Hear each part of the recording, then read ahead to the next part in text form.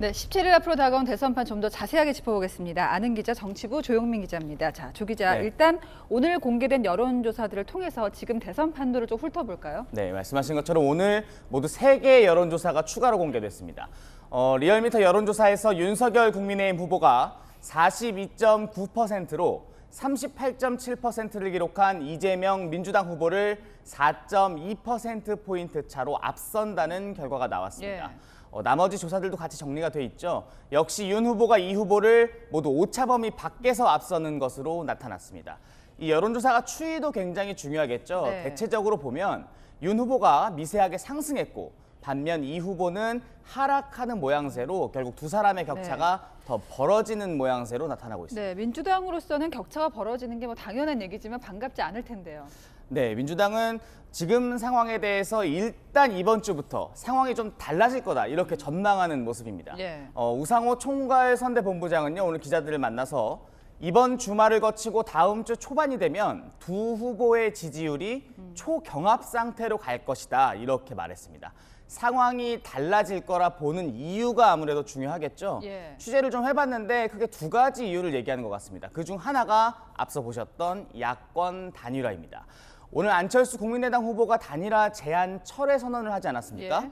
이 민주당 지지자들이 여론조사 과정에서 단일화 이야기만 나오면 응답을 중간에 끊어버리는 경우가 많다고 합니다. 예. 이렇다 보니까 민주당 지지층, 이재명 후보 지지층의 응답률이 떨어지고 결국 이 후보의 여론조사 지지율에도 영향을 준다는 설명인데요. 예. 그런데 이 단일화를 묻는 여론조사 문항이 사라질 경우 이들의 응답률이 높아지고 자연스럽게 이 후보 지지율도 오를 예. 거다 이렇게 설명하고 있습니다. 자, 여기다가 이제 민주당이 지지세가 반등할 거라고 보는 요인 중에 하나가 또 다른 하나가 더 있죠. 네, 예.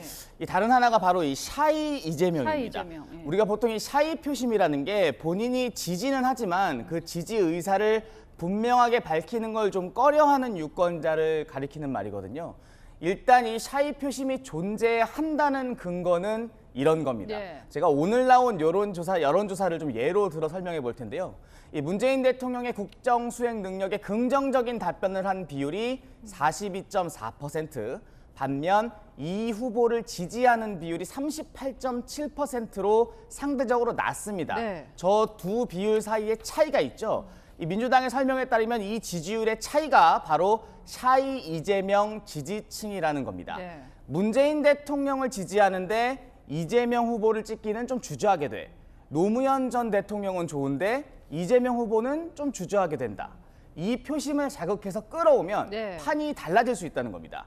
민주당 내부에선 이 샤이 이재명의 대표적인 세대로 2030 여성을 꼽는 분위기입니다. 네. 2030이 여성이 샤이 이재명이다. 네. 국민의힘 분위기를 좀 알아봐야 될 텐데 어떻습니까? 이 국민의힘 분위기 당연히 상승세를 이어간다 네. 이런 분위기가 나오지 않겠습니까? 좀 더 구체적으로 국민의힘 일단 이 본격 선거 운동 기간 현장에서 이 윤석열 후보가 유권자들에게 보여주는 모습 자체가 중도층과 부동층에게 크게 호응을 얻고 있다 네. 이렇게 보고 있습니다. 국민의힘 선대본부 관계자는요.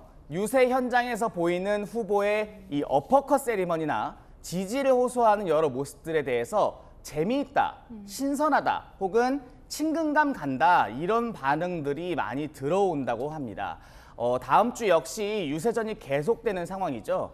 현장에 강한 윤 후보의 모습 덕분에 여론의 이목, 또 이슈가 여전히 국민의힘 쪽에 긍정적인 반응을 보일 거라는 게 국민의힘 설명입니다. 예. 거기에 더해서요.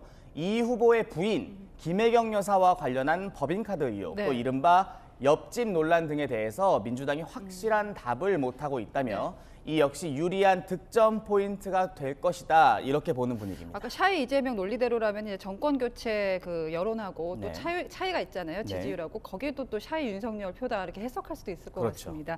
대선이 17일 남았는데요. 이 시간 동안 이제 지지율을 출렁이게 만들 만한 이슈 어떤 걸 꼽을 수 있을까요? 일단 안철수 후보가 단일화 제안을 철회했지만 단일화 이슈는 선거 전날까지 좀 계속 갈 것 같습니다. 이외에도 세 차례 남은 TV 토론이 있죠. 거기에 더해서 이 후보 또는 당 관계자들의 발언 논란 등이 지지율에 영향을 주는 변수가 되지 않을까 싶습니다. 네. 당장 오늘 송영길 민주당 대표의 강원 유세 발언이 좀 주목을 받고 있는데요. 송 대표가 윤석열 국민의힘 후보를 겨냥해서 윤석열을 국민이 키웠냐?